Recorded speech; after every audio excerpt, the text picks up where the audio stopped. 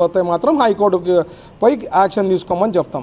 ఇది చాలా అన్యాయం అండి. ఎందుకంటే మా కుటుంబం అనే వాళ్ళు ఎప్పుడు కూడా ఎవరు జోలికి పోం. అట్ ద సేమ్ టైం మా జోలికి వస్తే మాత్రం మేము వదలం. అది కూడా క్లారిటీగా చెప్తున్నాను. We never go after anyone, but మా పైకి వస్తే మాత్రం మేము వదలం అని అనుకుంటున్నాను. ఎందుకంటే సార్ చెప్తున్నారు మిస్అండర్స్టాండింగ్, నేను చెప్పిండేది ఒకటి చేసిండేది ఒకటి అని క్లారిటీ చెప్తున్నారు ఆయన. ఎస్పీ గారు అయితే ఖచ్చితంగా యాక్షన్ తీసుకుంటా Bharat, I will inform concern people, I will review and take action అంటున్నారు ఆయన. లేకపోతే అపాయింట్మెంట్ కూడా ఇచ్చేవాళ్ళు కాదు. అపాయింట్మెంట్ ఇచ్చారు, నేను అడిగిన వెంటనే sir first letters meet SP అన్నాను. ఎస్పీతో కనుక్కొని కానీ మనము యాక్షన్ ప్లాన్ తీసుకోలేమని చెప్పినాం. సో ఎస్పీ గారితో కనుక్కున్నాం. ఆయనకు తెలియకుండా ఎక్కడో కమ్యూనికేషన్ గ్యాప్ అయిందనేది ఆయన ఒక క్లారిటీ ఇచ్చారు.